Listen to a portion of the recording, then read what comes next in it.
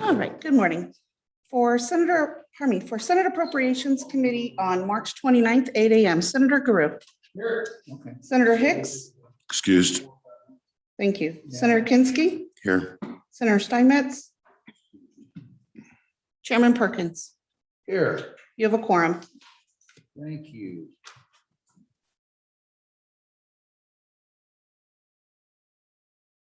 Engross Wyoming Medical Review Panel repeal. Senator Nicholas, you're on this. Do you want to take us through this really quick? Yeah. It just repeals the medical review panel, which has never worked. I don't think anybody says it's worked. It was done a number of years ago as part of an effort on medical malpractice reform, but it's just never worked as envisioned. Anything else you'd add? I would say that that's it. I mean, I have personal experience with it. It's a waste of time and effort. You know, almost either you waive it or you sit around and use it as a mechanism to delay your statute of limitations for a day or two. But as a practical matter, it's an entity that never performed its duties, primarily because most litigation where you're bringing lawsuits for wrongful death are so far along the line that this committee didn't perform its function. So it was just a cost-saving mechanism to take care of a bill that process that was well-meaning, but it never really functioned. So. And it did have a full-time medical kind of executive director kind of a guy, Right. plus a staff assistant. And so it's actually saves us money. Two positions, full-time FTEs. Oh, is there Mr. Treasurer, did you want to comment on the medical review panel? You know, I think it was appropriately summarized and discussed as far as its effectiveness. Okay, thank you, Mr. Treasurer. Is there anyone in the room to speak on 195, Karen? I do have one person from the Attorney General's office. I'll bring them in. Okay, go ahead and admit him. Is that me or am I out of focus? Good morning. Good morning. How are you doing? Harry, you're muted. Am I muted? There you go. Now I hear you. Okay. Thank you, Representative Nicholas. My name is Kara Chambers. I am with the Attorney General's office, and I think you guys have pretty much summarized it. This never really worked as intended. You know, less than 5% over the past 4 years have gone to hearing. So I'm just here should you have any questions. Okay, thank you, Ms. Chambers. Welcome this morning. Anybody have any questions for Ms. Chambers? There be none. Thank you, Carol. We appreciate your coming in this morning and making sure that Bob was telling us, excuse me, Representative Representative Nicholas was telling the truth. So Whoever he is, yes. So is there anybody else, Karen? All right, we'll go ahead and close off public comment. Bill's moved by Senator Kinski, seconded by Senator Guru. Is there any discussion on the bill? Let's call the roll on the bill. Thank you.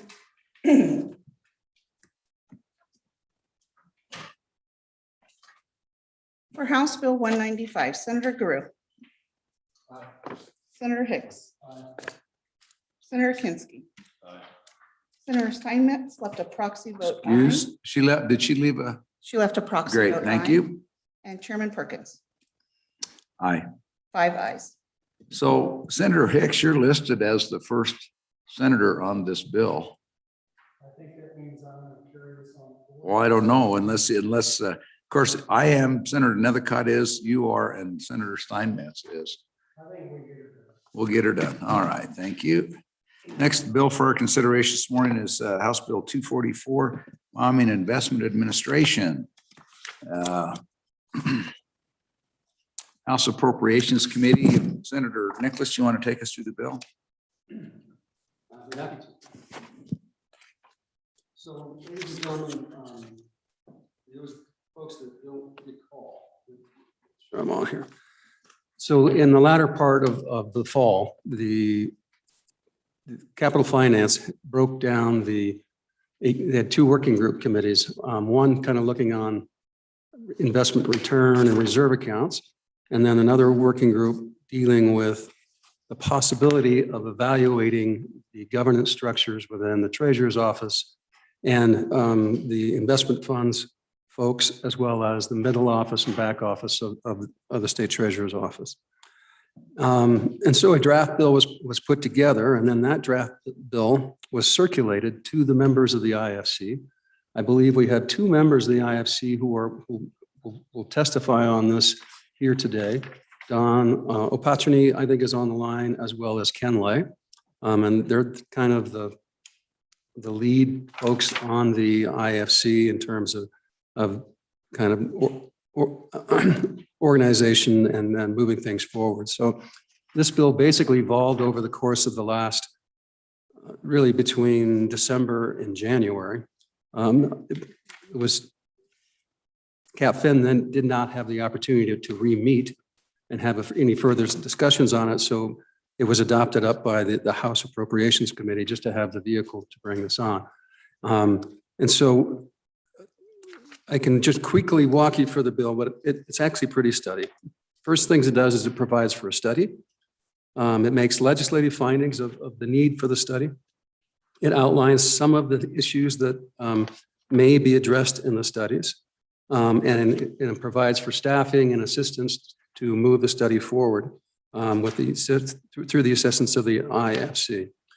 The language of the bill itself is quite broad. You'll notice that it makes suggestions, but it doesn't limit the IFC, because it really kind of gives them a carte blanche to take their study based upon their expertise, because they've got a lot more expertise in this than any of us do, to determine kind of what best practices are in monitoring and working with sovereign funds and with high dollar investment returns and how they should be operated and function. So basically, we're asking them to make recommendations back to the Investment Funds Committee.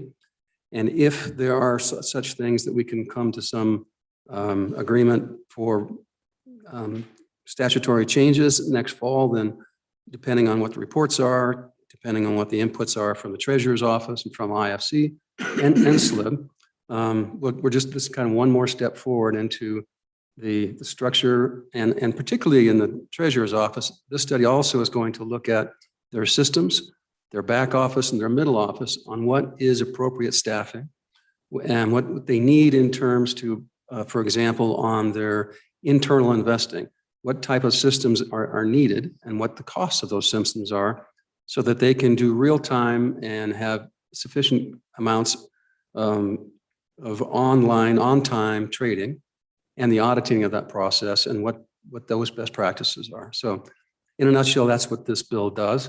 I see Ken Lay is on the screen. Don Opatrny is only available through about 8:45. So Mr. Chairman, if we can get those guys in so that they have their opportunity, and then we'll, when got the good treasurer here to also comment on. Thank you. Thank you. Anybody, any questions for Representative Nicholas at this point? Thank you. Mr. Treasurer, if we could have a couple of brief remarks so we can get these accommodates to other folks, and we'll come back to you too. But go ahead. You're an elected official, so we want to have some comments from you first. Thank you, Mr. Chairman. Looking at some of the best practices, I would say the two that would necessarily, from our perspective, would have to move forward to make this a worthwhile of your time and our time and the IFC's time. There's two areas, and one is an area which I think Ken Lay can address well, and both areas can be addressed by the IFC members. And the first one being that of being able to have some basically a freedom from the appropriation process, and what a lot of these sovereign wealth funds will do. And I'll bring up the one that I know fairly well, and that's New Zealand, is that they have basically so many basis points that they get to run their shop there's complete transparency on the budgets. The budgets are available.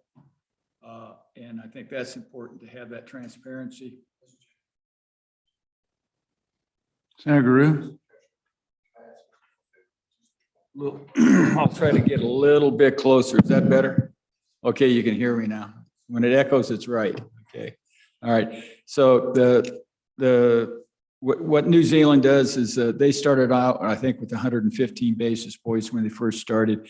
They're down to 65 basis points. These are all fees inclusive. I would think that what we would do is say fees were not included, and look at our budget. We've done some cursory work on it, and I'm sure that we can delve down into a formula that gives flexibility, but still has the ability to make sure that that is set in a way that restricts like unbridled growth is what I would say.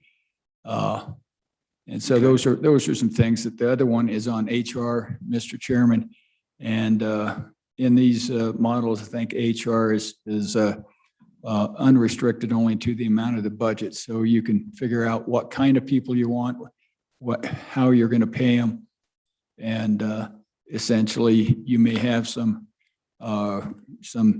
that depends on whether or not you want more people on the bottom end actually doing the work, or you want more chiefs that are getting paid more. But that's a managerial decision based on what the management determines is the most effective way to get the best return. And I think when we go through this process, I think the other thing that we do need to establish is a mechanism which, from my perspective, you want the most return net of fees. And whether that's the most return net of fees on internal or the most return net of fees on external management, essentially you want the highest return net on a best risk-based basis. So that I don't think we've actually got into the weeds on that. We have somewhat, but I think that there needs to be I think a lot more work done on that. And then I think also a lot more work done on our performance pay. Some of the other sovereign wealth funds around the world are doing proportional sovereign wealth, proportional performance pay, rather than just once you hit the benchmark, you qualify for all of it. So I think that there's a lot of things that we can work on that. The two principles really, I think, on HR and appropriations can be addressed by the IFC members quite well. And I think the language of certainly the language of Cap A and a couple of those others are broad enough that we certainly could take a look at those. I think it's broad. Right. And Mr. Chairman, I guess what I'm saying is that if you guys aren't even willing, if you're not willing to contemplate, actually doing that, because I know it's a big jump saying, okay, we're gonna essentially not have that appropriation oversight, or A&I is not going to have that HR oversight. But that's where you have the disconnect between politics and government and investment management. Right. And that is a huge, huge anchor around the effectiveness of any type of governance structure. I don't disagree. So let's hold that thought, and then somebody who's the one that's time restricted? Who is? That's Don. Guy on the bottom. Okay, Don. Well, glad to have you again. Good to see you. It's been a while. You look. I have to. Ken, you look really good on camera. Don, you look like you're ready to do something else. But we'll go ahead and go to you first, Don. Thank you very much. I'll take a couple minutes, and that I've been asked to cover a couple things. So Don, go ahead. Don, if I can interrupt, we always want you to say who you are and in what capacity you're talking to us this morning, please. Right. Thank you. That's exactly where I was heading. So my name is Don O'Patrony, and I am a member of the IFC. A little bit of my background. I've been a Wyoming resident, am a Wyoming resident, and have been for over 12 years. My background was I was a partner at Goldman Sachs and managing director where I worked for about 30 years in a number of areas, ultimately including being the leadership for their asset management business, building the structure and capabilities to manage over $1 trillion, which they have now grown to.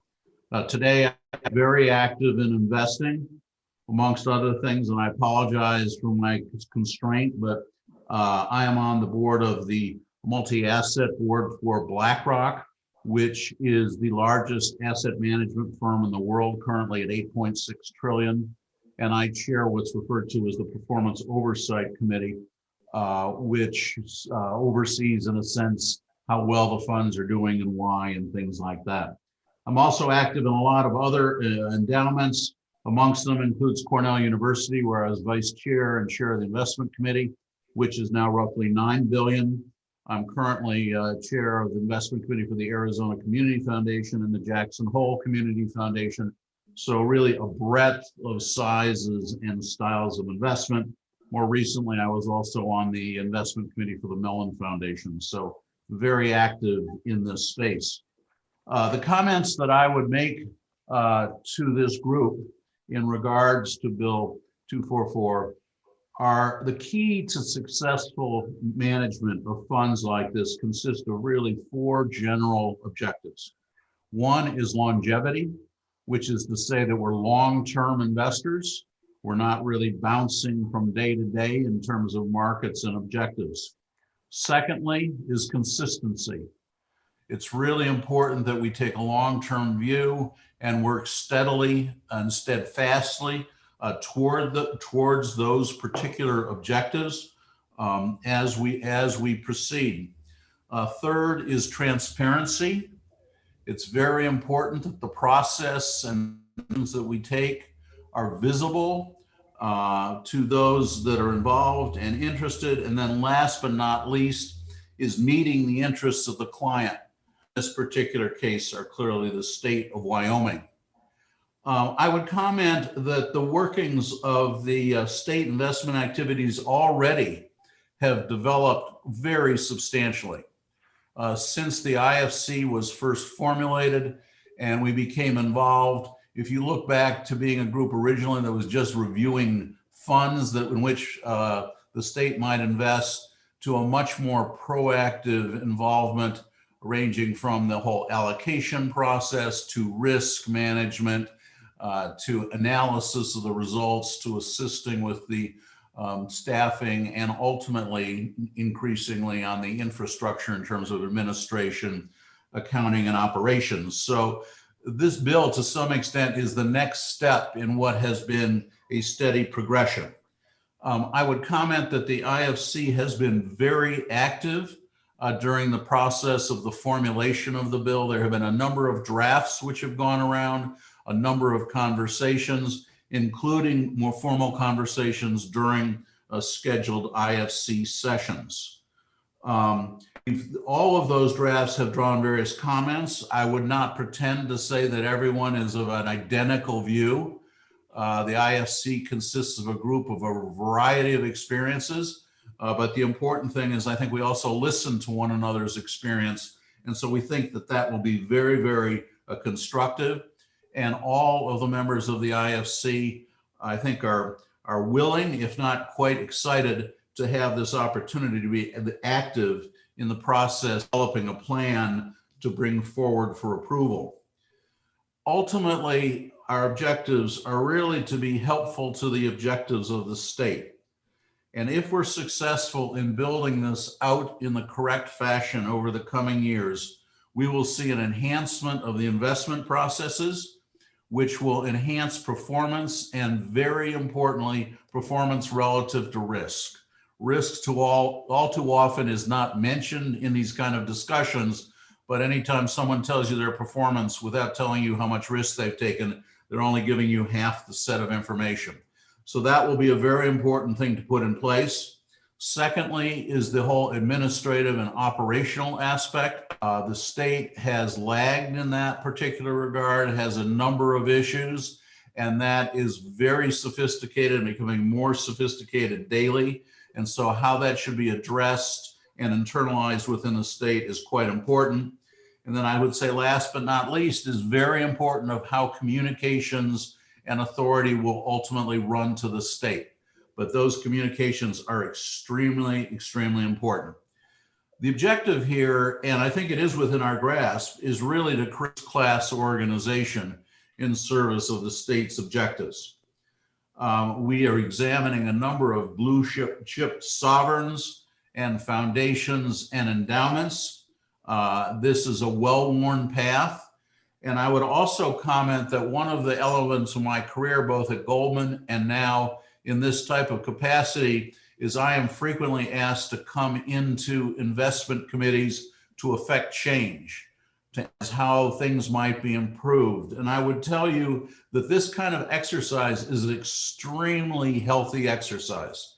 Even if everything really well, the ability to step back, look at how we're doing, look in the long term of how we want to develop the initiatives and efforts towards investment, not only is very constructive in terms of building a strategy, but it also tends to pump a lot into the investment offices amongst the individuals.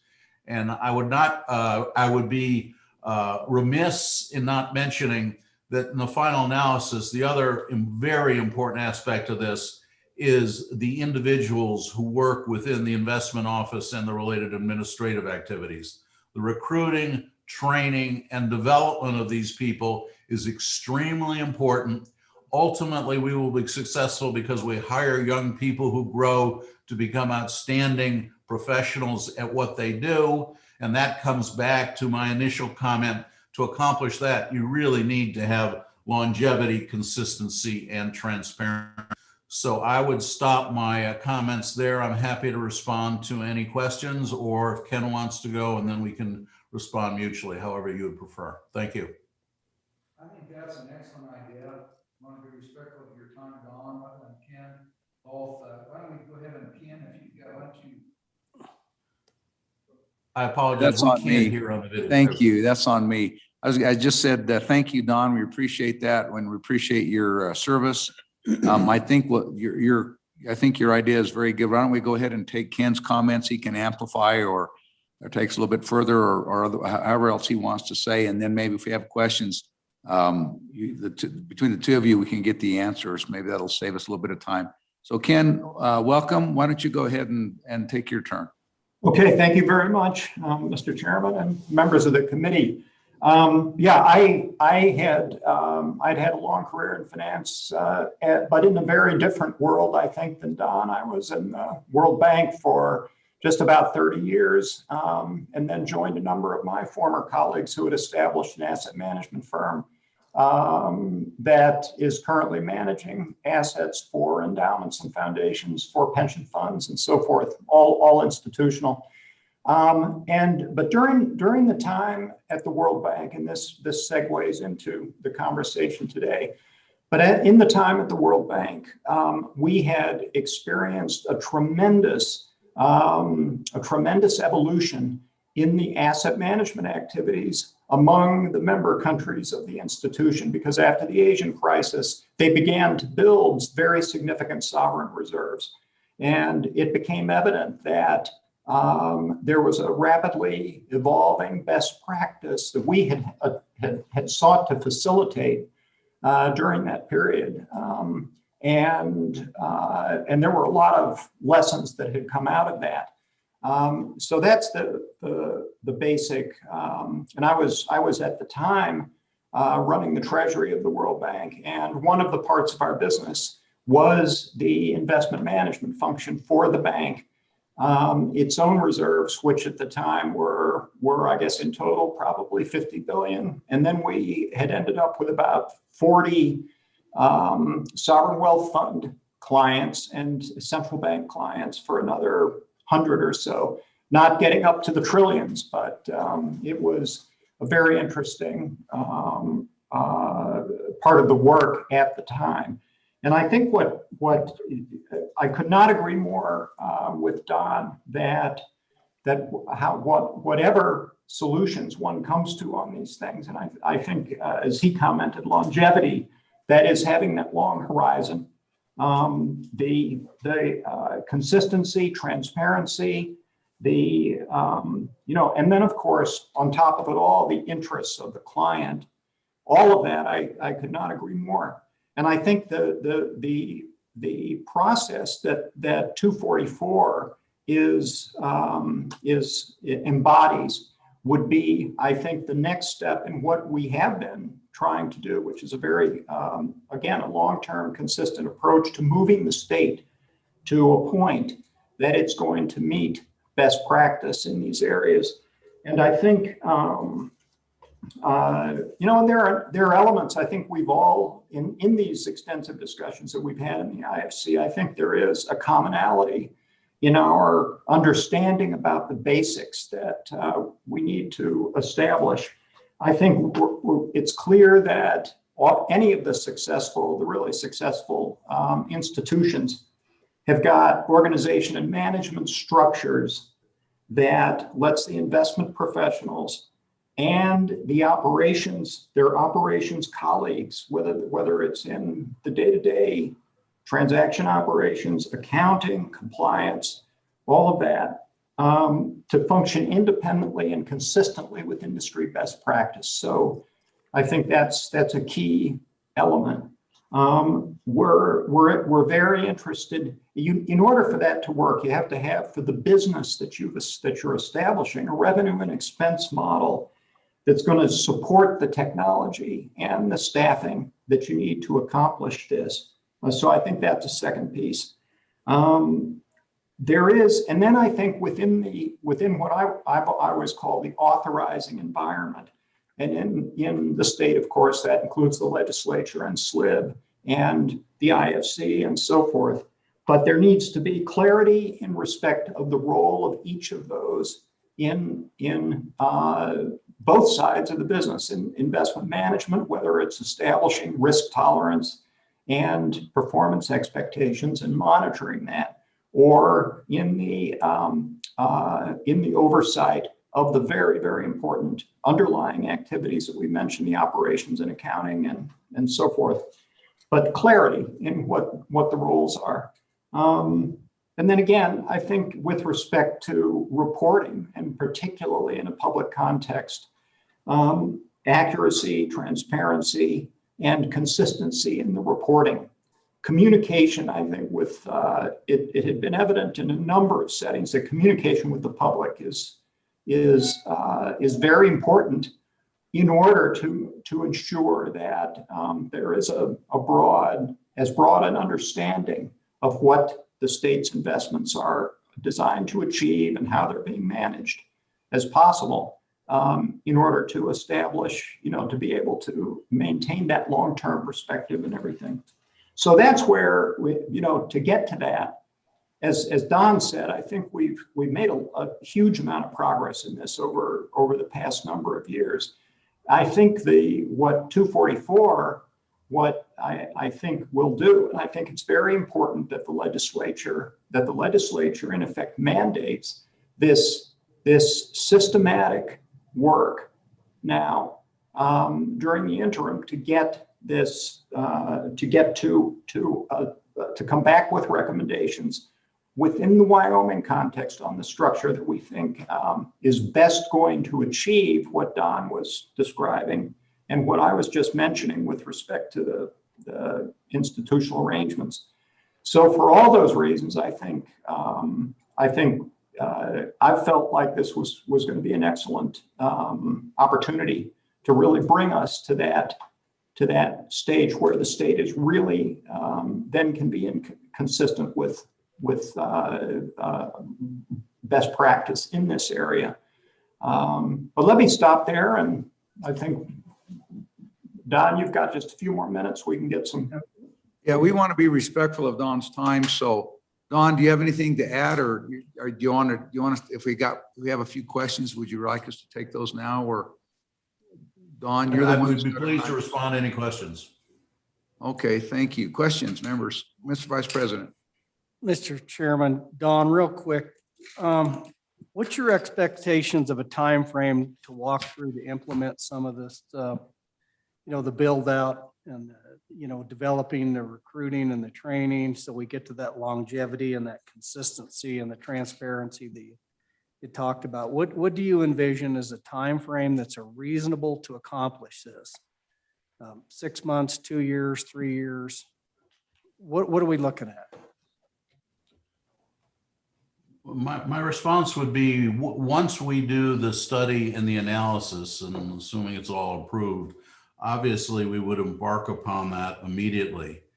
I think that realistically, especially when you start to think about operations and administration and some of the systems, you're probably a 3-year process to achieving the net. But I want to be cautious, because I would also say this is a never-ending process.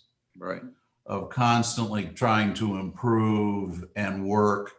I think particularly since we're hiring into Cheyenne, we're going to have some bias towards hiring younger people and developing them.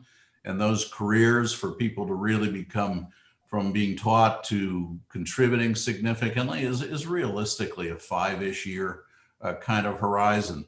So I think that one would hope that within 5 years, one would be then looking and say, what can we improve upon what we've already done?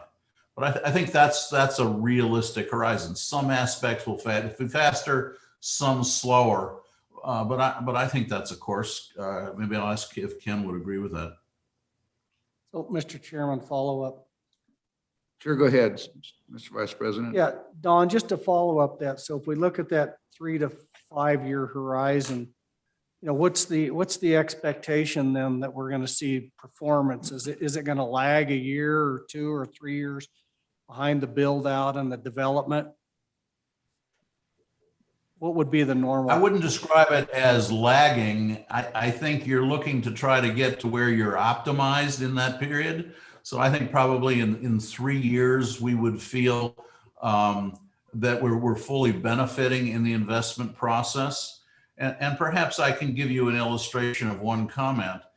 From the operational and infrastructure perspective, there's one notion of having the right information and having settlements happen flawlessly and things like that. But the reality is the state of the art is to have the infrastructure providing information to the investment professionals so that they can better understand the situation, better invest, and better assess their risk. Well, that will take having that infrastructure put in place, and then you're going beyond that to create the analytics, and then you're educating people in the use of those. So I would say that performance will benefit almost immediately and continue, and risk management will lag that a little bit. But I think obviously everyone wants to do what you can to enhance performance. And so there will be a prioritization towards those aspects that are more direct to that objective, and those that are perhaps more tangential would probably be longer term.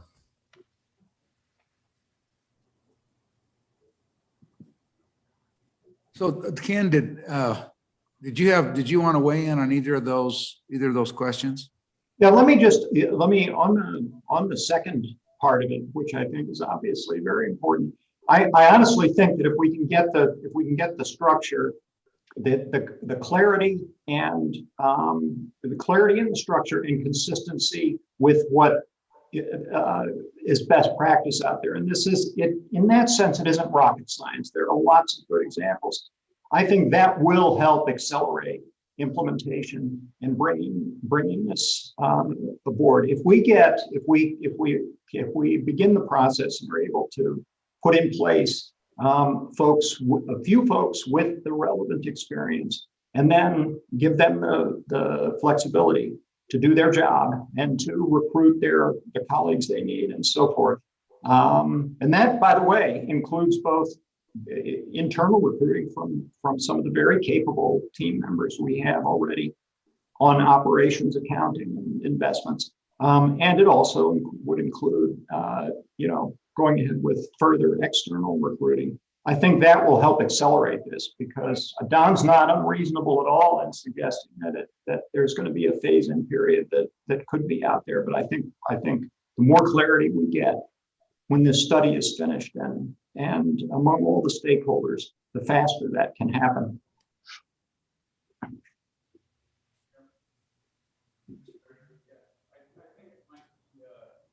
Advantageous if our office puts together a compilation of some of the things that we have accomplished, some of the things as these folks have offered suggestions that we're already doing, and essentially the fruits of our labor and their labor to point.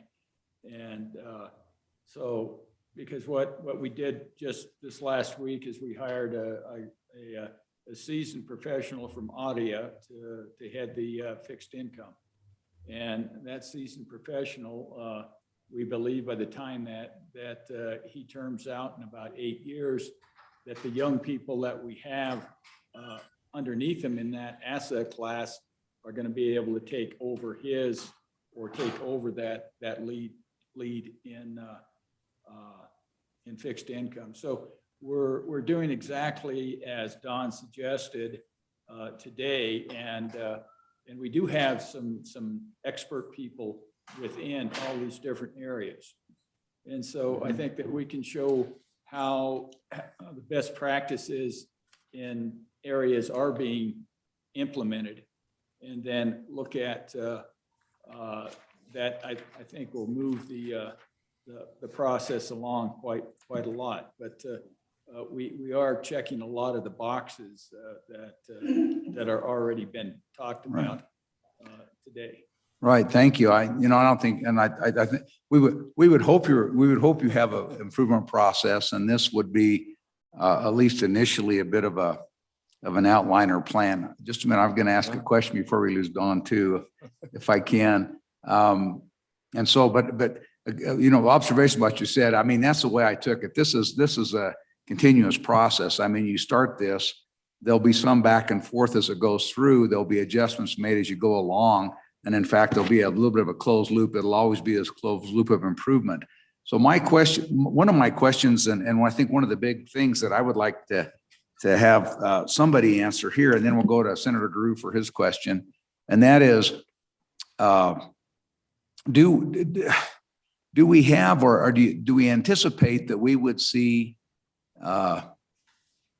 enough, either, I don't know, we're not going to see reduced costs, but we're going to see hopefully the costs compared to the increase in performance.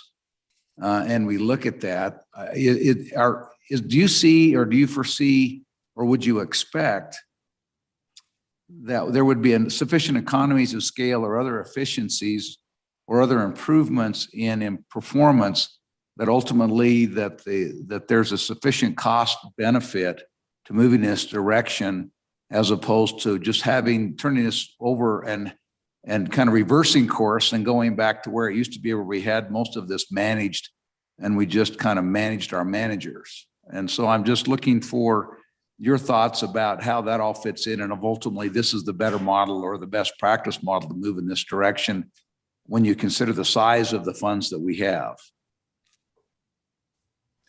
There are definitely benefits to scale. And I think that what we will have is that, and I would also say that there are many benchmarks amongst sovereigns and endowments as to roughly what the cost is. I think that the state at this point faces some incremental costs, particularly on administrative infrastructure, just to build what was never there. But that's a classic example in that if we can start to move away from spreadsheets and just throwing more people at that, and having in effect a mechanized, reasonably error-free process, there will be substantial savings, not to mention the enhancement in information and therefore the return. That has generally expressed by basis points per assets outstanding. And given the investment requirement here, I individually looking at others, you're probably looking at a cost basis of something in the neighborhood of 10 to 15. 15 would probably be a bit high with significant investment. 10 would be a little more normalized. And then as assets grow, that percentage goes down. I'll also comment that on the longevity theme, it's extremely important there be a consistency and reasonable expectation over a period of time of what that budget will be. It shouldn't be an annual negotiation because there is investment and hiring, and most of the decisions around this are reasonably long-term. So if you can get kind of that volatility out of the system, you will have a lot more effectiveness and efficiency amongst the staff in implementing the plan. Right, and I think that's easily achievable through continuous appropriation of X number of basis points out of the income investment stream. So I mean, that's the easiest part of the whole equation, I think. Yes, and I think it's particularly true. I would point out that we manage to a net return basis. So, there is managers that have higher fees, lower fees, they'll be the fees of the office. And our objective is ultimately to optimize the net return to the state. So by operating on this basis, where it clearly is a measure of return, it assists in that objective, which is in the interest of the state and the legislature. Okay. Senator Drew, you had a question. I know Don's running out of time, so go ahead. Thank you, Mr. Chairman. Gentlemen, good morning, and appreciate seeing my constituents here on screen. My question is for both of you, and direct your attention to page 6 of the bill, section E, and it centers around the IFC. And it's my question. And we've been talking about this a lot the last couple of years, your role in this. And I want to make sure, and I really appreciate, we all do, the work that you do, the time that you give.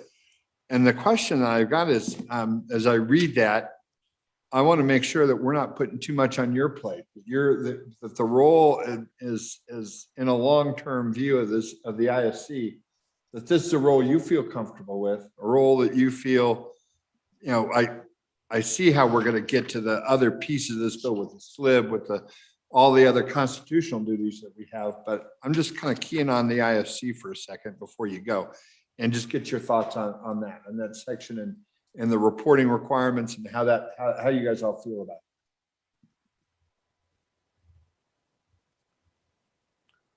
Who would you care to have respond first? Either, Don, you're first. All right.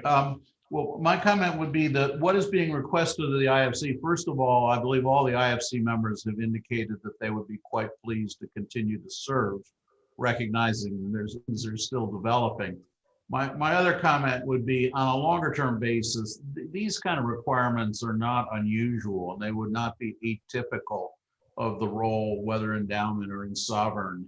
What is a very important point to make, though, is that it's an oversight position. It's not a management position.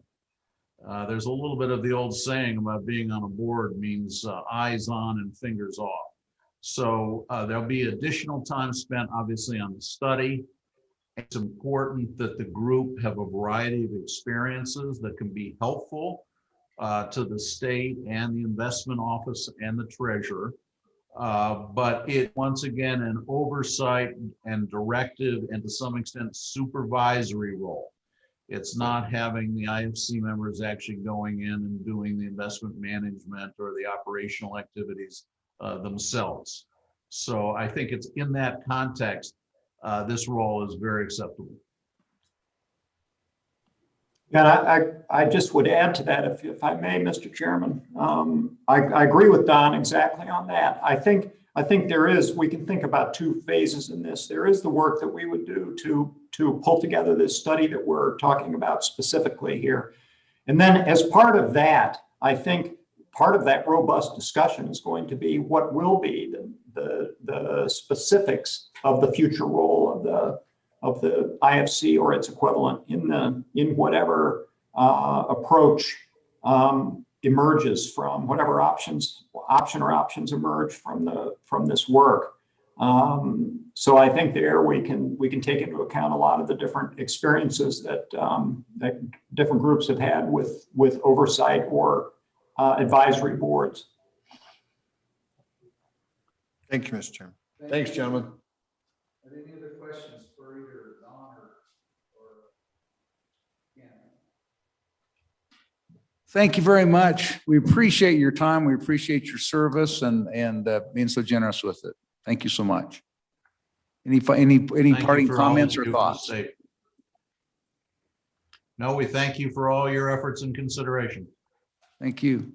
Ken? Yeah, I thank you very much. And I would just say, I think that the state has been making excellent progress under in this area. And I think this next phase is really very important, and it's a privilege to be able to help as much as possible.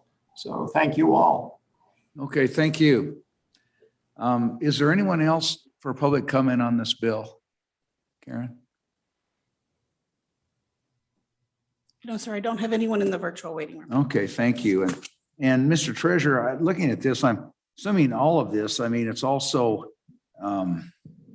it's not, it's partially related anyway, but I'm assuming that also, and part of this will be looking at the CLA report and looking at some of their recommendations have some bearing on some of this as we go through, I would expect. Do you agree?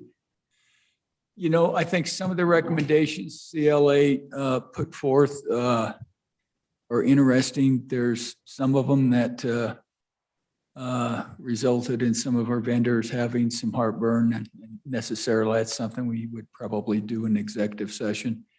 And I would yeah. anticipate that the only thing we hate more than the way things are is change. So we always, Yeah. if our changes didn't result in some heartburn with our vendors, we probably wouldn't be doing our job, but. Well, not necessarily in that vein. When you know more about it, you'll know what I'm talking Right. about. But Mr. I mean, as we Chairman. look at the build out of the back office, the financial accounting, some of the internal control functions, and we all know that we need to beef that up and get that going along. And that certainly is a part of at least what I see contemplated in this bill. Is the build out Mr. of having- Chairman, I guess I'd say is that, we've, the 10 to 15 basis points that Don talked about, I think that's incredibly important because offices and agencies have to play the game. We knew, pretty much everything what CLA was going to say, we knew already, but we had to have that corroborated. So when we take it to JAC and the legislature, they say, oh, well, the experts, agree with the treasurer's office, so now we can fund them. And we've got to get out of that cycle. Well, and but you do want, I mean, it's just like having these fellows, you've got to have, there is some truth that experts, anybody who's more than 50 miles away from home with a briefcase, there is some truth to that. Yeah. But the other side of it is, if you have people who have expertise at looking at these things, and also, what is a best practice and how do we implement a best practice? And granted that our best practice may be a little bit different than somebody else's best practice. And that's a very, very well said. When the I think it was 146 countries got together and talked about the best practices in sovereign wealth funds, they essentially made a few observations, and one of them is that the one best practice for one country necessarily isn't the best practice for another country. And so there's several, I guess I would say, best practice categories within that document. But I think you'd also agree that even with that, there's a common, there are a number of common themes that you'd find regardless. And the common thing that I want to make sure that we get done is that we get some of that flexibility in budget. There's several different ways we can obtain that, but we still have to have accountability, and that accountability comes from folks just in this room. Well, it's It's accountability, you and it's it's us. also having those, it's also have a significant number of correct and objectively determined benchmarks. So that, that's another part of it is, are we achieving the returns and the gains that we anticipated based upon the investment we've made? I mean, that's an important process as well. Yeah, and I think we have myself, and I'm maybe a little bit of in the minority on this is that I do believe that we need to look at our peers, and we do need to contemplate, whether or not we're competitive in the universe of investing. Right. Not And we just don't looking want to be within competitive. We ourselves. want to kick their butt and take their wallet. But anyway, that's. Well, that's, I don't know if I'd put it exactly like that, Mr. Chairman, but I think that we absolutely have to look at the abilities and what they're doing. And getting back to the risk thing, you guys, I think you should absolutely keep the ability to set the risk. That's your guys' job. Hands off of that from the governor, hands off of that from the SLIB board, hands off of that from the treasurers, and hands off of that from the CIO and the IFC. Mhm. You guys set the risk. And So, one thing. that gives us, the playing field that we play on. One thing I think would be helpful is if we could find out over the last 10 or 15 years, before, kind of actually before we started this move of bringing the investment function inside, if we could take the investment fees that we've had Mhm. and make those as a percentage of basis points, that also might give us some point of orientation moving forward to see, to me, 15 to 30, 10 to 15 basis points sounds incredibly reasonable. I think no load funds are higher than that. But but as you look at significantly higher than that, I think more in the neighborhood of like 200 to 300 basis points. But ultimately, I think that's the other thing that we have to show that this movement provides significant savings in output or at least a significant improvement in investment returns It's as a net. comparison. Net after fees. That's Net what after Don fees. said. That's It's where we're always at, net after fees. And to that, I would basically bifurcate the basis points, because in the ladder strategy, the last year on some of these things, we were making 19 basis points, on fixed income. I don't want to take 10 basis points away from agencies. What I would say is that we would have, maybe 15 basis points on the permanent funds. And then on the S&P, maybe you take it down to 3 to 5 basis Well, points. and we'll see. That's Yeah. obviously that's part of what We're we'll talk getting into the about. details now. Yeah. We'll talk about it. I think the other thing is we talk about clients. I think there's perceptions you only have one client, the state of Wyoming, but actually I think Yeah. your client is each of the funds. Each of the funds have different purposes. Most some of them are the And same. we got a heavy lift in our office to Yep. educate the IFC about who the clients actually are. And so we've got a lot of education to the IFC before they can actually, I think, contemplate what the individual pictures are. They're more or less like, most of these funds are like, you've got one giant fund and everybody owns shares in them. And that's how they do it. Well, and You I guys get, are- well, that's, my guess is IFC is pretty quick on the uptake, but, They are quick. They are definitely quick. okay. Yeah. And we're getting a Yeah. little far afield. So anyway, Yeah. that means right now this is a broad study to see what we need to do and how we get there. Yeah. So, Yeah. So, Mr. so with that, why don't, we need to move this along. Why don't we, if we can, Mr. Treasurer, any final comments, or can we go ahead and close off public comment? Get on the bill. I'd say you can call your public comments, Mr. Chairman. I think that we're going to take another look at this. We did a lot of tweaking over in the House, and Bob helped us out on, I think, most of those things that we worked on. Yeah. Yeah. So we'll see what we can come up with, see if there's any changes or clarifications that we need in the Senate. All right. Thank you, Mr. Chairman. No other public comment. We'll go ahead and close off public comment. Move the bill. Bill's been moved by Senator Kinski, seconded by Senator Giroux. Are there further questions or discussion? You want a question? Or did you have something, Mr. Vice President? On page 6.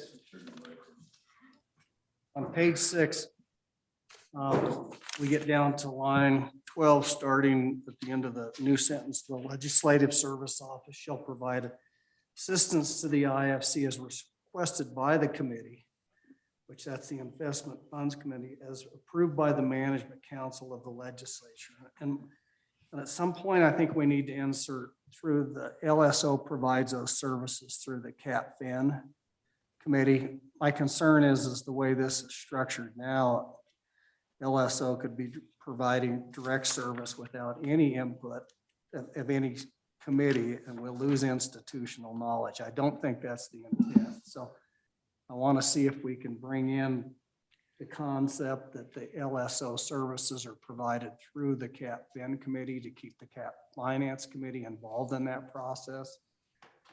So we have the CAP-FIN involved on page 5, lines 8 through 10. You're looking for some additional involvement? So where's that at? On page 5, lines 8 through 10? Page 5, 8 through 10. Yeah, November 1st report. Just that they're going to report back to the select committee. Yeah, they just report back to the committee. Yeah. You see where I'm trying to go? Yeah, I think you're trying to do the same thing that the intent of this. And what I envision happening is probably as early as April. The CAP-FIN, once it's appointed up and running, we'll sit down and kind of do with the assistance of LSO, we'll do a report that says, this is where we are now. So they'll work with SLIP, they'll work with the Treasurer's Office and the IFC and say, okay, here's where we are now. Here's how we got here. Here's what, and then part of what LSO will do, and then it will help educate the IFC members about our various funds and what they have to do. But basically we have a picture of what's in front of us and where we want to go. And then we'll work with the IFC to set up a time frame on how we move forward between April and when this report is done in November. And so what I envision, probably 2 or 3 different meetings where CAP-FIN meets with the IFC, kind of sounds them out. We get better educated. They get better educated about us and the Treasurer's Office. So we can kind of roll this thing out in a relative time frame that works for everybody, but we're not, we get a direction and a purpose so that we know where we're going to head and how we're going to do it and how we can assist the IFC in the reports that they are going to present. So if we need to tweak the words to formalize that. Yeah, and I just want to make sure that we capture because the way this is structured now, I think it just says that we'll provide the services through LSO to the IFC, and then they'll submit a report to the CAP-FIN, which you just described as a much more robust, involved process than us just accepting a report. And as long as we're clear on what we want to do, I'm fine with that. But I just want to make sure that at some point in time, Management Council isn't confused as to what the role of CAP-FIN the is. CAP-FIN is in this whole process. And if you want, I can probably tweak a little bit of language and come up with an amendment for you for tomorrow. I just think it would clarify things because getting back to this is we anticipate this to be a 3 to 5 year process. You know, for future legislators and whether they're on Management Council or CAP-FIN or wherever, that we make sure that our intent's clear that CAP-FIN will be the committee that continues to work with the LSO. And so if you would draw that up. Yep, happy to. So you know where my concern is. It's not today, it's 3 years out, 4 years out. We have a consistent track record based on where we're going. Mr. Chair, with Senator apologies, Hicks- I must Senator excuse Hicks, that'd be- myself. Okay, see you, Don. Thank you. Thank you, gentlemen. Thank you. Greatly appreciate your time. Senator Hicks said it'd be a committee, that'd be the whole amendment, floor amendment. All right, Senator Grew.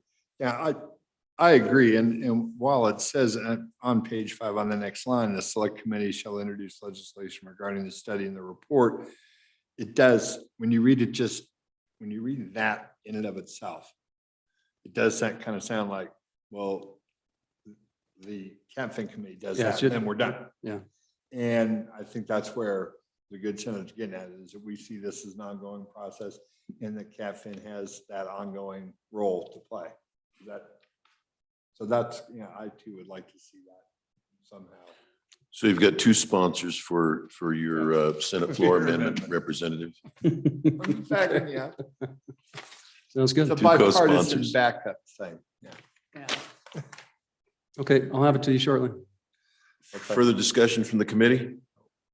Nope. All right, Karen, please call the roll. On House Bill 0244, Senator Guru, Aye.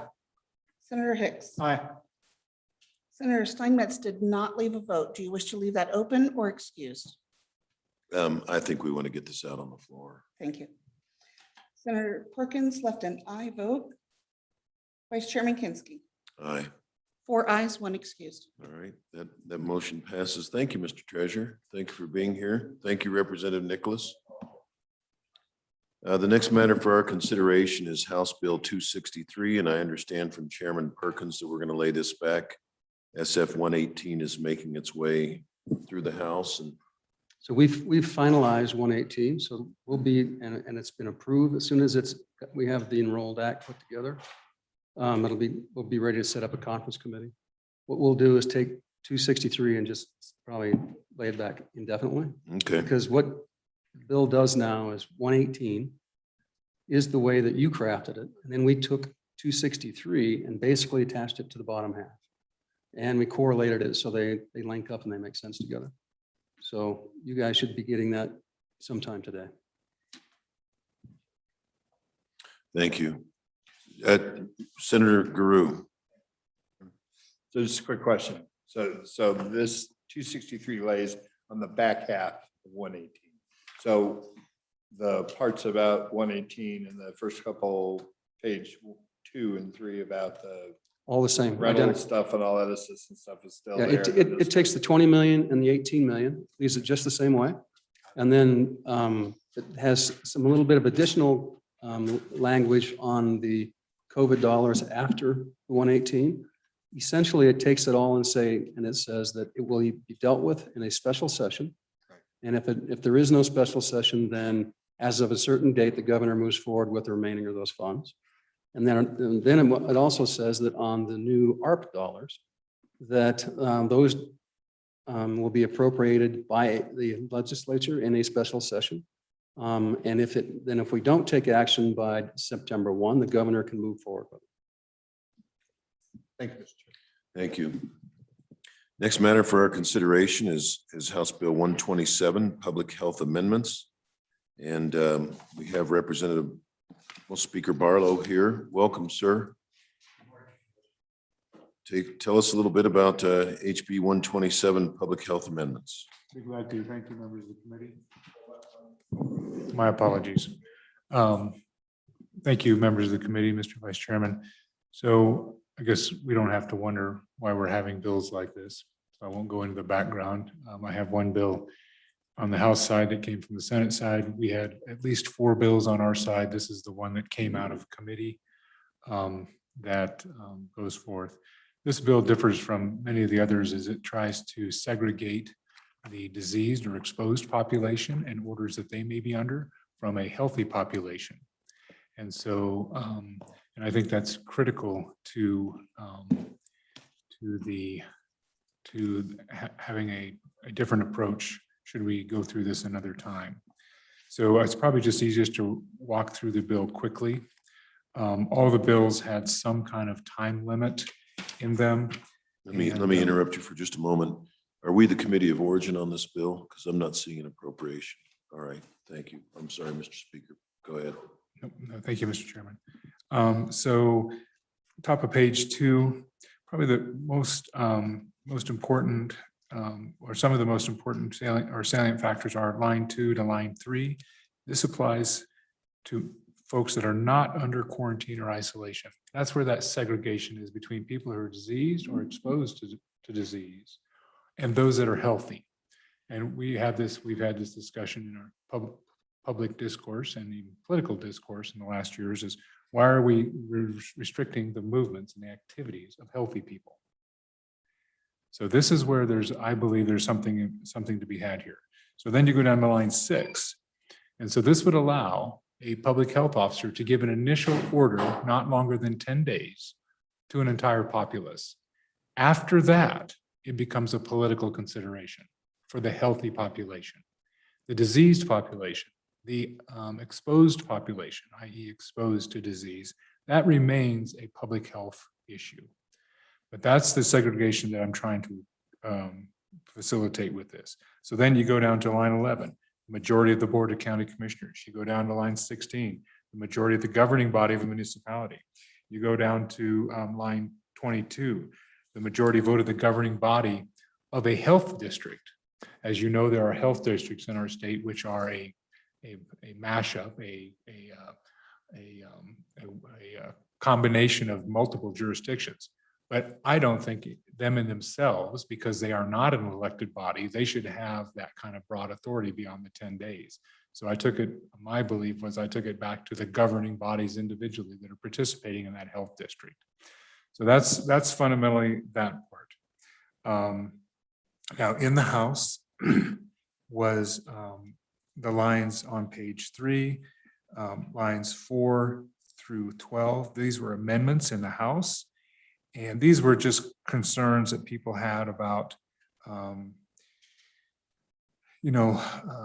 being able to be with their child if their child was ill, or not being, being quarantined, their child being quarantined without their parents or guardians, and then those caregiver rights for a vulnerable adult.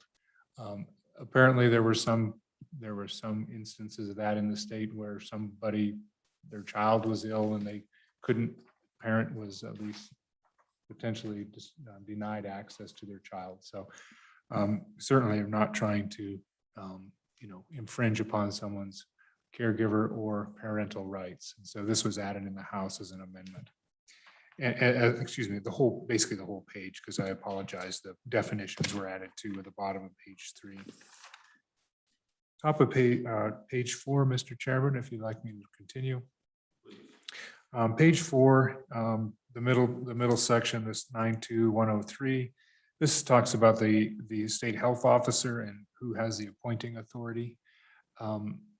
There is one other office in the health department that the governor appoints directly, and that's the state Medicaid director, administrator.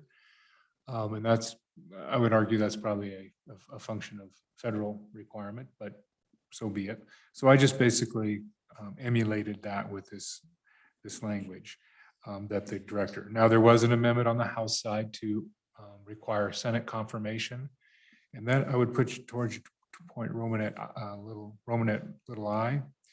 And this is why the Senate confirmation I think is a little. I mean, at least our body rejected it. Was that the director both has public health responsibilities, direct public health responsibilities with regard to public health orders, et cetera. But they also have broad other authorities over laboratories, over other things that are really, I'm not saying they're not related, but they're really different duties. And so that's why that dual responsibility to the governor when it's related to, I think, the direct health order type issues, and to the director when it comes to the many other issues that the health officer is in statute responsible for. And I don't have a list of those, but there's a half a dozen of them. They oversee the state lab, or the state public health lab. They oversee other things. And so anyway, so that's the appointment authority. And then the bottom of page 4, top page 5, just some conforming language, another one of those things that need to be cleaned up. And then you get to the first part of the bill was about the local authorities. This 35-1-240, which is page 5, and then on to page 6. This talks about the state health officer. So the first ones were about county health officers and municipal health officers and district health officers. And I should have been more clear about that. That's about what they can do. This is about the state health officer. So they have the same thing. If it's not someone under quarantine or isolation, i.e. diseased or exposed, the state health officer can only have an initial 10-day, and after that, it must be from the governor. It must be from the governor for healthy people. Diseased people, I was exposed, I had COVID. I was under a quarantine for X amount of days. In my view, that state should stay with the health officer, but the healthy population, hopefully the majority of the population, and what we do with limiting their activities, their ability to do business, to travel, to interact in groups, group sizes and things. I think those are political considerations. And in this case, for a statewide order, I put that on the governor. So with that, Mr. Chairman, I'd be glad to stand for any questions.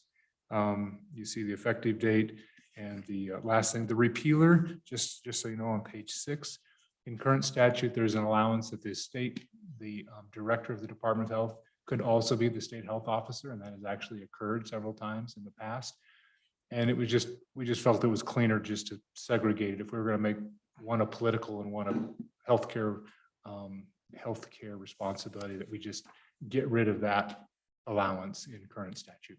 So I'm sorry, Mr. Speaker, I missed it. Tell me what section 3 repeals. It repeals the ability, Mr. Chairman, excuse me, it repeals the ability for the state director to also be the state health officer. I got you. Thank you, Mr. Chairman. Senator Guru. Thank you, Mr. Speaker. Thank you, Appreciate Mr. it. Chairman. Yes, thank you, Mr. Speaker. Thank you, Mr. Chair. Thank you. Question, 10 days. I'm sure that had a robust discussion in your body. Is 10 days enough? Why was that? What was the discussion around that? I mean, it seems like that's an awfully short period of time.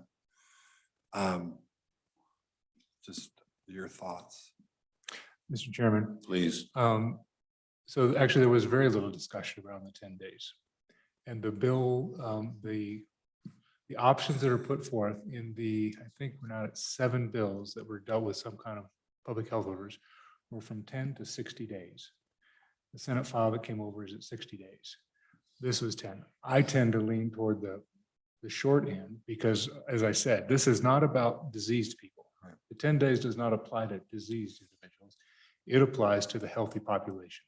So I think that the justification to limit the activities and abilities for healthy people to conduct business, to gather, to do things, that ought to be at the short end of it, not at the long end of it, Mr. Chairman. Thank you. Senator Guru.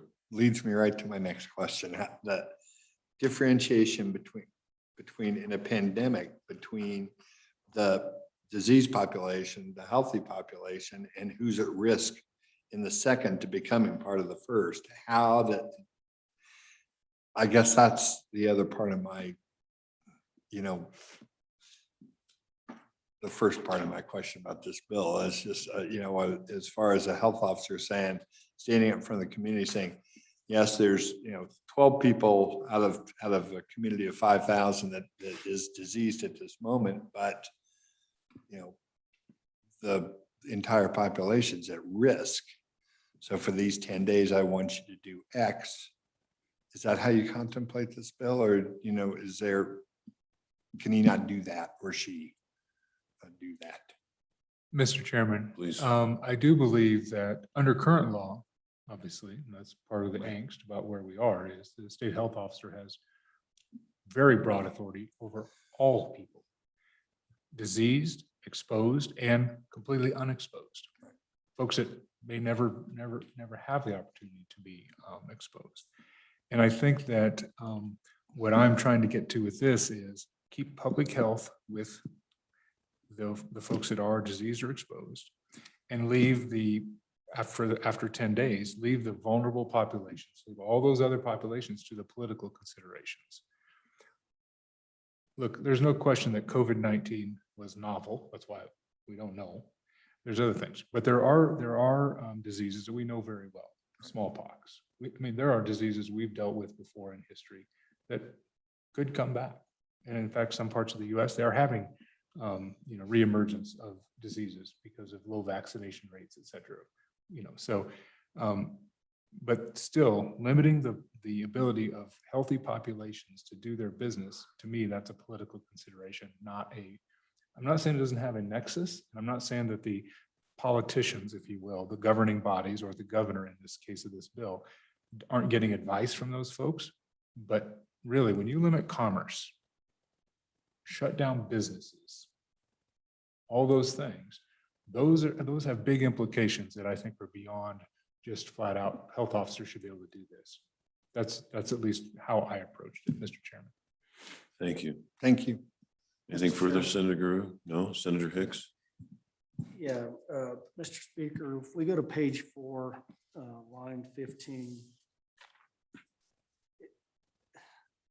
I see some conflict where it says serve at the pleasure of the director and the governor, either of whom may remove the state health officer. So why do we need that provision. My concern is the conflict. Is what happens if one wants to remove it and then, so that, let's say the director wants to remove them, but the governor doesn't. Under that case, who has the deciding they're gone or they're not gone? Because they both, it looks like a joint appointment, because it's an and, it's a conjunction. It says it has to be the director and the governor combined would have to appoint that individual. And then what happens if one wants to terminate and the other one doesn't? Mr. Chairman, Mr. Speaker. thank you. So the appointment certainly is in the governor's hands alone. That's in E above. The appointment directly is in the governor's hands. You'll see the strikeout of director and the appointment authority. So the appointment is there. The pleasure part, the serving at the pleasure of, goes to that issue I was speaking about earlier regarding they have duties that are outside, I would say, ancillary duties as the state health officer besides public health. Certainly, they are in charge of the public health division, and I apologize, as appropriators, you probably know the different administrative divisions within public health, but there are different divisions even within public health, and some of them are I wouldn't say unrelated to public health, but they're other duties besides public health for the state health officer. So that's why I made that segregation. If you think there's a cleaner way to do it and just say at the pleasure of the governor, not a problem. I was just trying to recognize that there are other duties that the director, the public health officer has, where the governor would not be interacting with them on a daily basis. Public health orders, what we've been going through for the last year, you and I both know, or we both hope they were interacting on a daily basis or a frequent basis, excuse me. Thank you, Mr. Chairman. Anything else, Senator Guerrero? Just a comment. It's funny as I read this bill and listen to you explain it.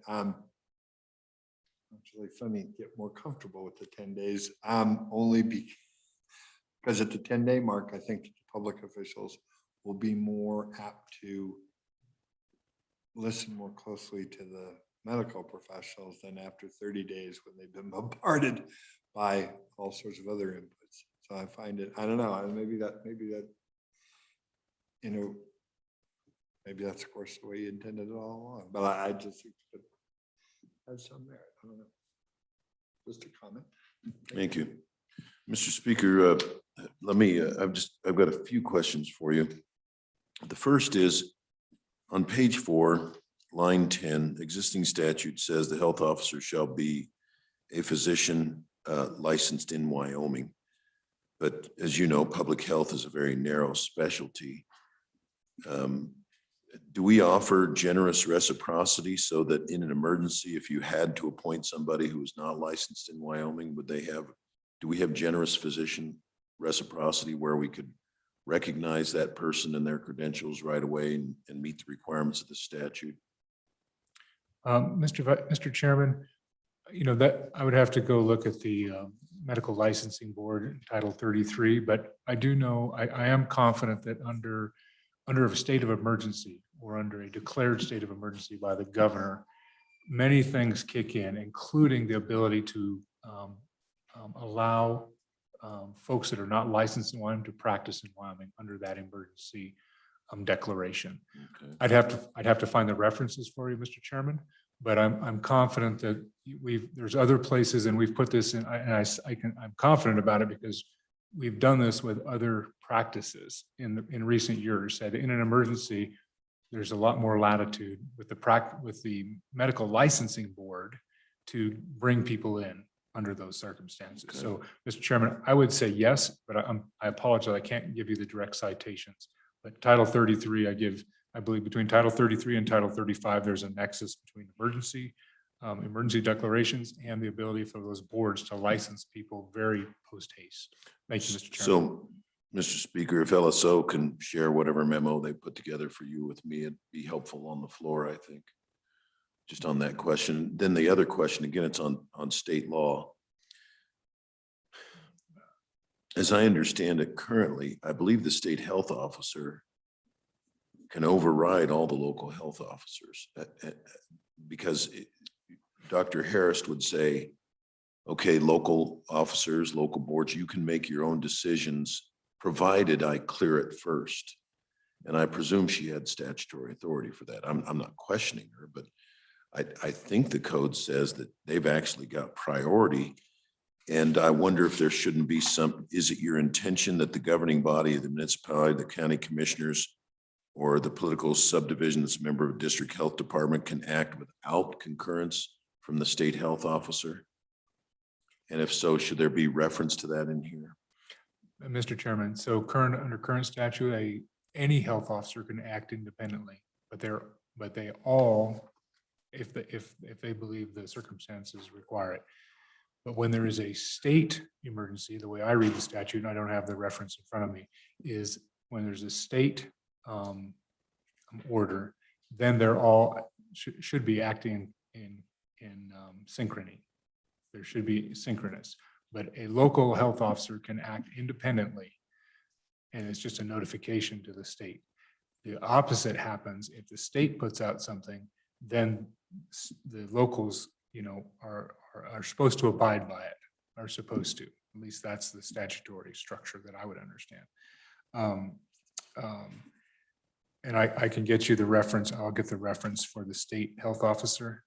Well, Mr. Speaker, what is your desired outcome? If it's a statewide pandemic and the state health officer says, here's something that applies to everybody in the state, do you intend that the Board of County Commissioners can say, for our little county, this is what we're going to do here, and do that without the concurrence of the state?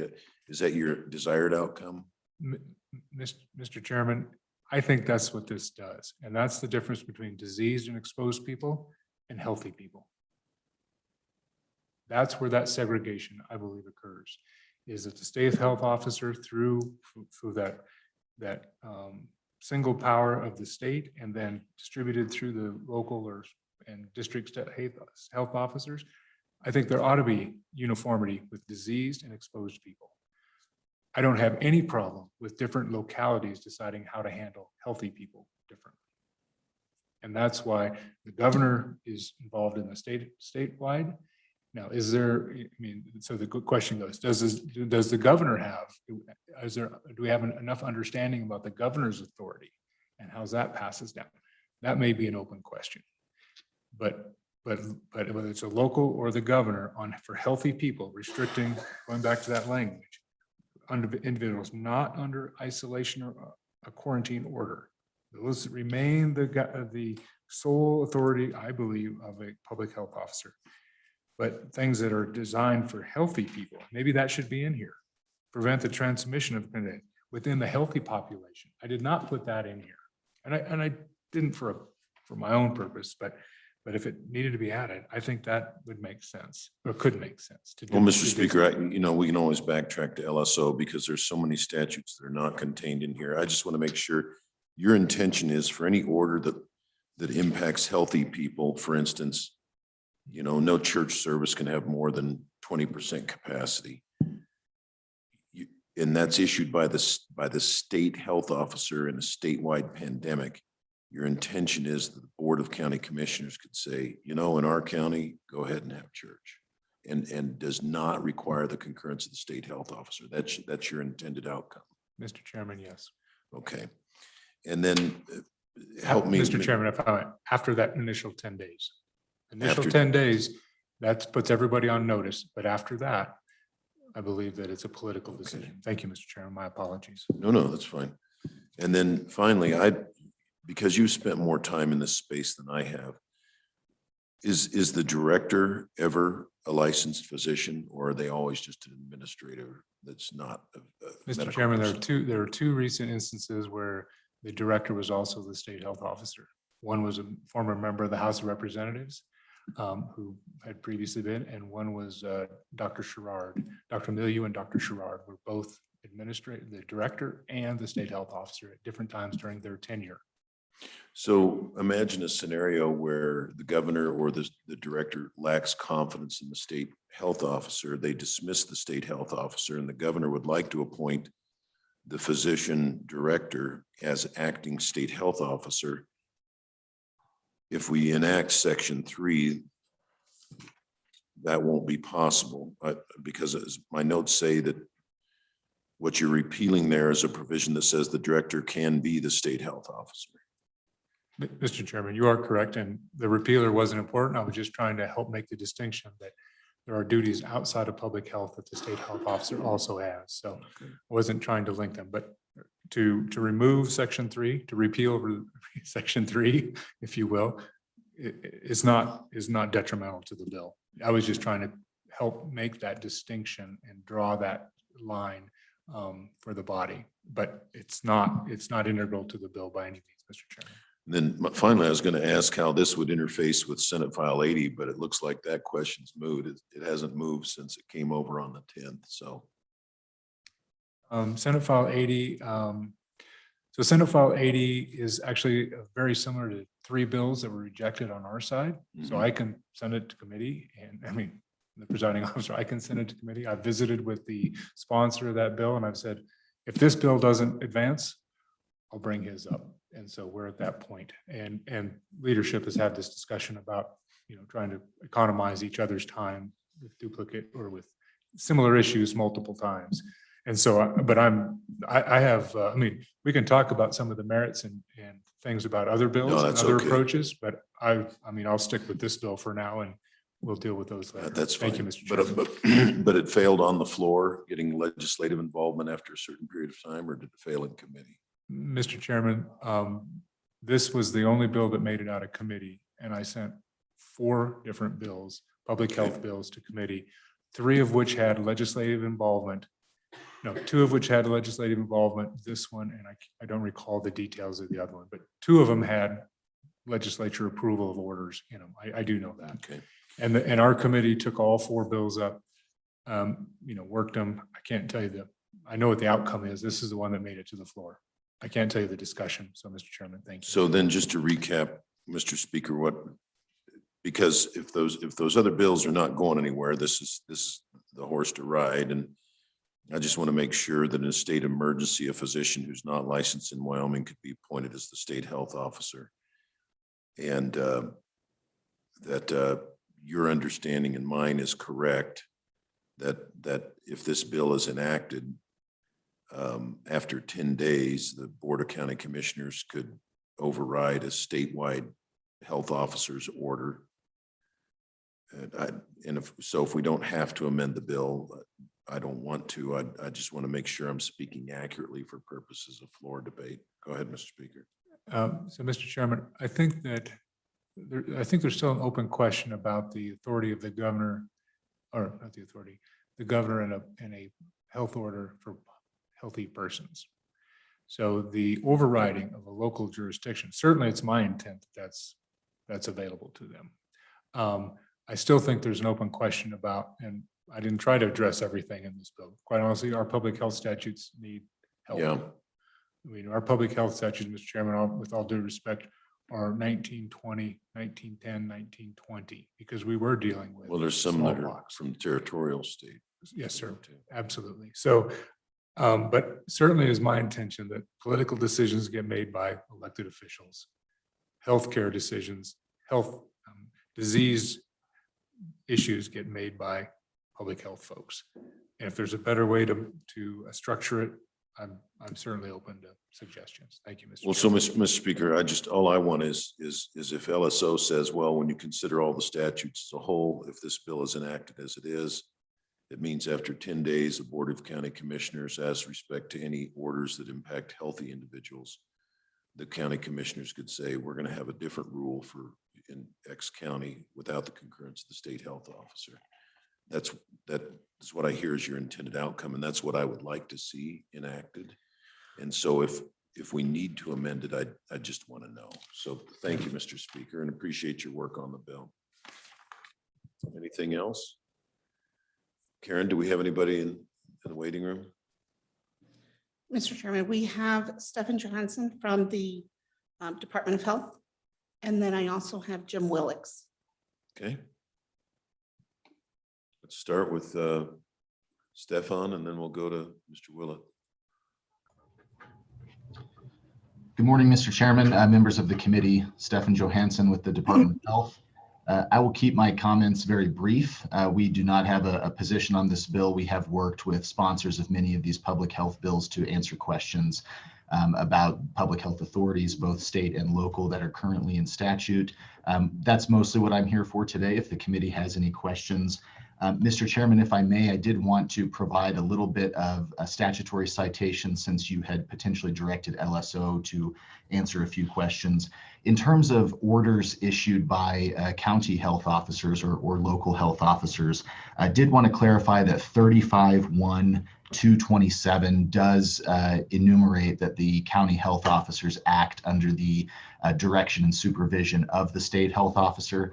Obviously, has been a process by which that authority is established for local health or county health officers.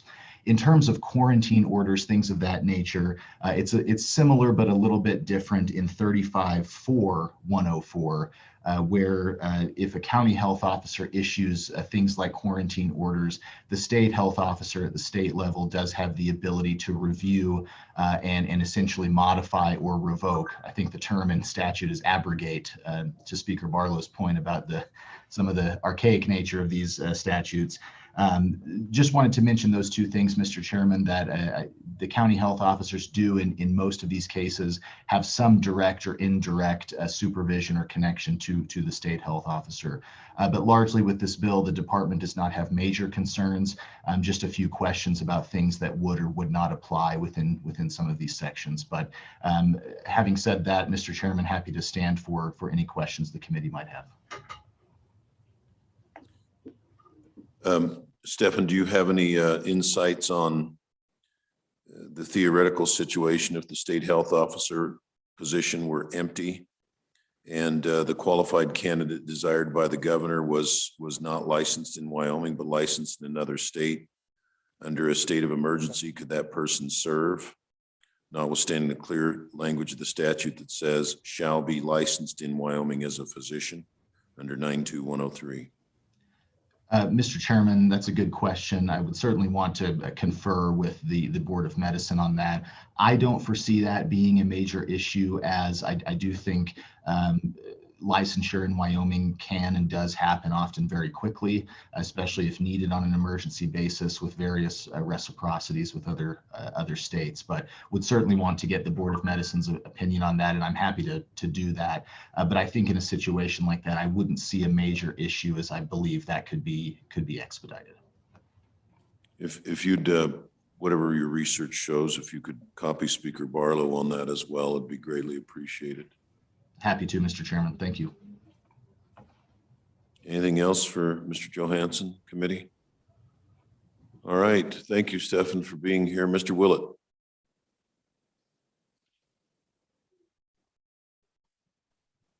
Thank you, Mr. Chairman. Jim Willix, President of the Wyoming County Commissioners Association. I was just here to monitor it. We had not taken a position on this bill. We had favored the task force. That has failed to advance, and we were just here to see how the discussion progressed. So really don't have anything to add unless there are questions. Thank you, Mr. Chairman. Thank you. Any questions for Mr. Willett? Senator Hicks.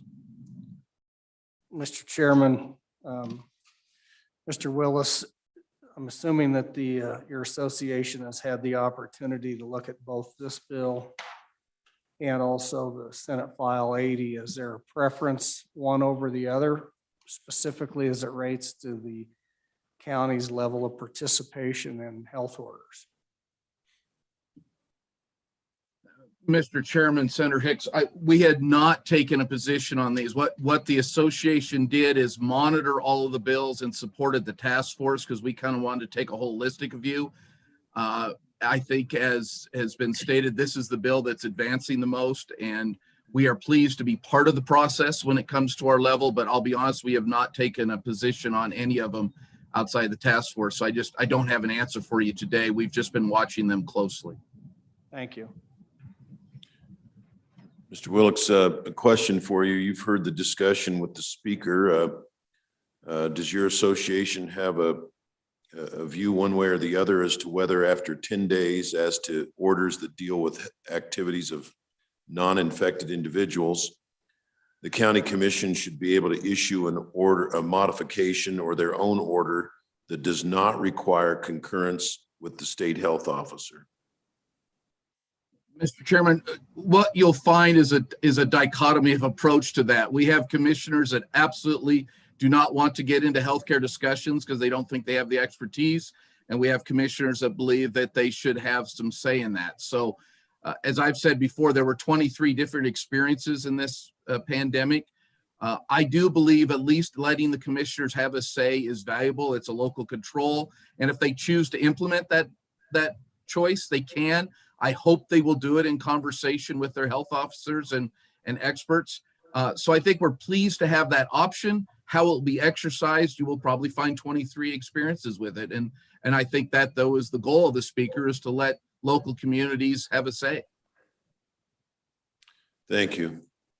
Anything else for Mr. Willix? Nothing. Thank you, sir. Thank you, Mr. Chairman.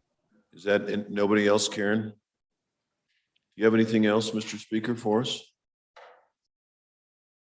Mr. Chairman, I do think that, and I will get with Director Bonenblust or Deputy Director Johansen will, and we'll get the answer on the ability for a physician to come in on short notice and fulfill a role. I do believe it's there, but I'll get that. I do think you've brought up the question several times about the local governments being able to, governing bodies being able to step away from a statewide rule. And I think if that needs to be, I think there's actually an amendment that needs to come to that, and I'll work on that if it's something you're interested in. Please. That ties 35-4 to 35-1, 35-1, 35-4 to 35-1, or 30-1, 204, 240 to 35-310. There is a need if you wanted, if I think it's implied, but if we want to make it explicit, I think that we do need to have that. There needs to be a tie between the two, and I'm happy to flesh that out. I can get with the LSO staff attorney who drafted this, and they did all of the orders bills, by the way. So they've done about every permutation there probably is, and a half a dozen that weren't introduced, Mr. Chairman. So be glad. I will look at that and ask that be requested. I can't have it in time for your deliberations today, obviously, but I will have it in time for your, if it goes to committee of the whole. Well, and it's you've assigned. got Baldwin, Case, Driscoll, Perkins. Any one of them can Mr. Chairman, bring that out on the floor. And so, Mr. Speaker, my only concern with it being by implication is in the midst of a pandemic, we probably want as much clarity as possible. And I heard Stefan saying, and I haven't looked at the statute, but so what it tells me is that Dr. Harris was acting consistent with statute when her orders said locals you can modify subject to my concurrence, which is 35-1-227. County Health Officers Act under the state health officer. And then 35-4-104, the count, anytime the county issues an order, even if it's not a statewide pandemic, the state has the authority to modify or abrogate. So we probably in the midst, this should be a bad time to, they say an emergency is a bad time to have any lack of clarity about the chain of command. Who is our commanding officer at the moment, because they're coming over the west wall. You want to make sure you're clear on that. So thank you, Mr. Speaker. I appreciate all your efforts on the bill and all your efforts in the healthcare domain over the years. thank you, Mr. Chairman. And Mr. Chairman, would you like me to get an amendment prepared that ties those two? I see one head nodding. I just want to be clear. I'll get it prepared. I'll take it to one of the co-sponsors and I'll let them consider it. Thank you, Mr. Chairman. I can't really direct you one way or the other. It just, I said, but it's going to come out on floor debate. So I think your sponsors are going to want to be ready to either say an amendment's not necessary or this is the amendment we welcome. All right. Nothing further. We'll bring it back to the committee. What's the pleasure of the committee? Moved and seconded. Discussion, committee. Any amendments? Hearing none. Karen, please call the roll. Thank you. On House Bill 127, Senator Grew. Senator Hicks. Senator Steinmetz left an aye vote by proxy. Senator Perkins did not. Do you want me to leave that open for him? Well, I'll be an aye, and so that gives us 4 ayes. Let's go ahead and kick it out onto the floor, keep it moving along. Okay, I will. Thanks list for him- asking though, Karen. I will list him as excused. And you are an aye, so it's 3 aye, 1 no, 1 excused. Yeah, Thank thank you. you. Your count was much more accurate than mine, 3-1-1. But a win is a win is a win. That's what they said in the use. Yeah, you'd hope so. All right. Yeah, there being nothing further, anything else? Members of the